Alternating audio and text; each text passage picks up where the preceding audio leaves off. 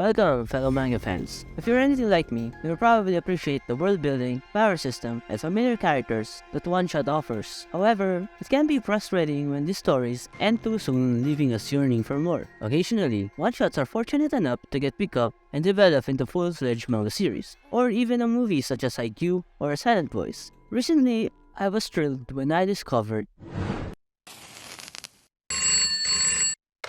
Gokurakugai, one of my favorite one-shot, has been serialized. So what did I do? Of course, I eagerly dove in the first 6 chapters, but unfortunately, the story didn't live up to my expectation. If you know what I'm talking about and it disappointed you too, let me know in the comments. Now, let's talk about Gokurakugai. This thrilling and engaging manga follows 2 professional troubleshooters, Tao and Alma, as they tackle cases in the seedy underbelly of the Gokuraku district. In the one-shot, they assist a family of mermaids in escaping poverty and prostitution, leading to intense battle with gang members. These fight scenes are breathtakingly illustrated, and the artwork is stunning. It's actually one of the best art style I've seen so far, and in the one-shot nonetheless. What sets Gokurakugai apart from the other manga is its unique world building. Through Alma's flashback, the author quickly immerses us in this new world. We learn that the Gokuraku district is anything but peaceful, with gangs and underworld activities occurring frequently. And the discrimination against beastmen adds an exciting dimension to the story. The characters are well developed and it adds depth to the story. Alma is a composed and collected troubleshooter with a tragic past, while Nene is a mermaid who has endured a great deal but remains kind-hearted.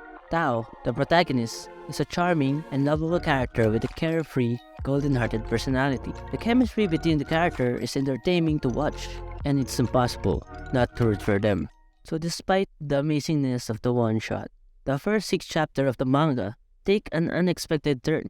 The author adds a paranormal element in the story, revealing that Tao is a half-calamity with the Chainsaw Man handle in his chest that transforms into a sword when pulled. Well, this addition is intriguing. It feels like the manga is trying to ride on the success of popular mangas such as Chainsaw Man and Jujutsu Kaisen. Furthermore, the characterization of Alma and Tao has changed significantly from their one-shot counterparts. For example, Alma is no longer as ruthless as she was and become more like an emotionless sister figure to Tao. And Tao, on the other hand, has become an exact copy of Itadori, and it's quite irritating. I understand that the manga industry is a business and the goal is to make money, but the one-shot was already considered as one of the best out there. There's no need to add another paranormal aspect because the gang and helping other people in poverty were already interesting enough. For example, the manga could have shown how the beastmen interact with the humans in their day-to-day lives. But with the introduction of this paranormal aspect, the unique characteristic of the beastmen seems to have been pushed aside.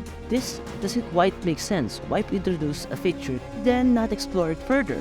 Why put it at all if you're not going to do anything with it? The story would still work if it's just human versus calamity. Doesn't add anything to the story so far other than furry community's approval. Lastly, the story needs to be serialized in a way that makes sense. So far, it's still a monster of the week type of story. It's normal since it's just starting. It's a way to introduce us to what the characters are fighting against. But so far, I'm not getting anything. There are so many unanswered questions, such as how Tao became a half-calamity. Were there a mom calamity with a dad calamity, or a dad calamity with a mom calamity? And how would that work? Or is it like a Tokyo Ghoul moment where the calamity's part is put inside him, but it's already established at chapter 3 that calamities are made out of dead G1 body parts with the soul of a demon, so I don't get it. And another is whether they are the only agency fighting against the calamity who's paying them. How does the calamity affect the world? Because they destroy a lot of things. How are they getting revenue fighting calamities? There's this place called Snake Pit, but it doesn't explain a lot. To be honest, it can be overwhelming. I know I'm reading too much into this, and I'm asking real-world questions to a shonen manga, but as I told you, the character is quite interesting. Even in the manga, they still resemble the characters in the one-shot I love. And I'm asking questions because the world has qualities that I want to explore more. And the art style is amazing. Hopefully, the story finds its footing soon. If not, then everything that makes the story good will go to waste. In conclusion, Gokurakugai is an exciting manga with unique world building, compelling characters, and stunning artwork. While the addition of the paranormal element feels like a bit forced. The story has potential to be great with more development. It's already 6th chapter, it's not going back to the one-shot we love. I just hope the author knows what's the story he wanted to tell. If you liked the video, please like and subscribe.